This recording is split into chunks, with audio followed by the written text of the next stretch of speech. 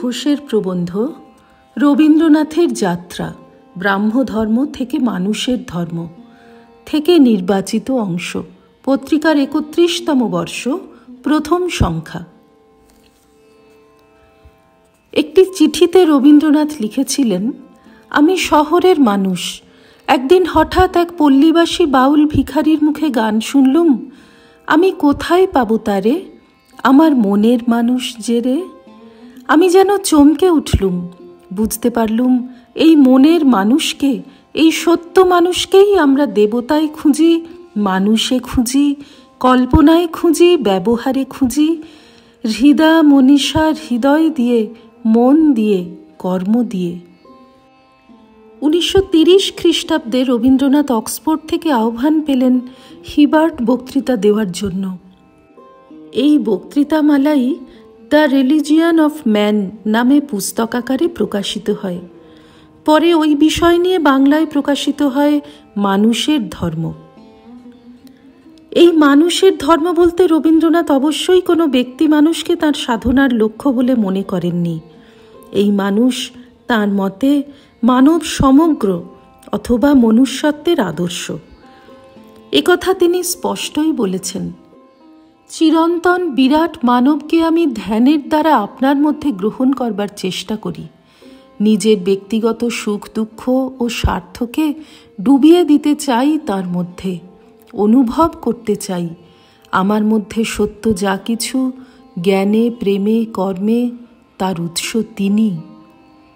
Hebert লেকচারের অল্পদিন পরে জার্মানিতে দেখা প্যাশন প্লের অনুপ্রেরণায় কবি লেখেন দ্য চাইল্ড কবিতাটি। এই কবিতায় চিরমানবের উদ্দেশ্যে মানুষের অভিযাত্রাই বর্ণিত হয়েছে। বিশ্বাসী ভক্ত সাধারণ মানুষকে নিয়ে চলে মানব তীর্থের অভিমুখে। যাত্রাপথের দুর্গমতা, হতাশা এবং ক্রোধে অন্ধ করে যাত্রীদের। তারা হত্যা করে চিরবিশ্বাসী পথপ্রদর্শককে। কিন্তু এই মূঢ় অন্ধ জনতাকে পথ দেখায় সেই বিশ্বাসীর আত্মা। এগিয়ে চলে তারা, অবশেষে গন্তব্যে পৌঁছয়। কিন্তু এখানে তো নেই কোনো রাজার দুর্গ, নেই স্বর্ণখনি, নেই কোনো সন্ত, নেই জাদুগ্রন্থ। এ তো দেবতার মন্দির নয়, এ তো মানুষের প্রতিদিনের সংসারের যাত্রাপথ। ভোরের প্রথম আলো বনের শিশির ভেজা পাতার উপর পড়ে ঝলমল করছে। নক্ষত্র সংকেতবিদ জ্যোতিষী বললেন, বন্ধু, আমরা এসে গেছি। পথের দুধারে পাকা ধানের শীষ স্নিগ্ধ বাতাসে দুলছে। ধীরে ধীরে শুরু হচ্ছে দিনের কর্মব্যস্ততা। কুমোর বসেছে চাকে, কাঠুরিয়া কাঠের বোঝা নিয়ে চলেছে হাটে, রাখাল গরুর পাল নিয়ে চলেছে মাঠে, বধূরা কলস মাথায় চলেছে কুয়োর দিকে। পথ শেষ হয়েছে তালিকুঞ্জে ঘেরা পর্ণকুটিরে।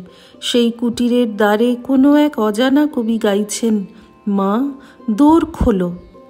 সমবেত জনতার বুকে ঢেউ তোলে সেই ডাক। দোর খোলে। তৃণশয্যায় মা বসে আছেন, কোলে তাঁর নবজাতক। কবি বীণা বাজিয়ে গেয়ে ওঠেন, victory to man, the new born, the ever living. জীবনের প্রান্তে এসে রবীন্দ্রনাথের মনে হয়েছে সারা জীবন তিনি যে ভগবানের উপাসনা করেছেন তাকেই আজ পেয়েছেন মনের মানুষের মধ্যে। তাই তিনি বলেছেন, আমি ব্রাত্য, আমি মন্ত্রহীন। সকল মন্দিরের বাহিরে আমার পূজা আজ সমাপ্ত হল দেবলোক থেকে মানব লোকে।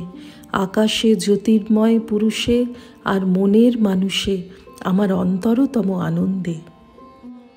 জীবনের শেষ বছর বৈশাখের প্রথম দিনে রবীন্দ্রনাথ লিখে গেছেন, জয় জয় জয় রে মানব অভ্যুদয়, মন্দ্রে উঠিল মহাকাশে। শ্রীরামকৃষ্ণার্পণমস্তু। নিবোধত আজকের পাঠ আপনার ফোনে রোজ পেতে চাইলে সাবস্ক্রাইব ও বেল আইকন দুটোই ক্লিক করুন। রামকৃষ্ণ ভাবধারা প্রচারের সঙ্গে থাকুন।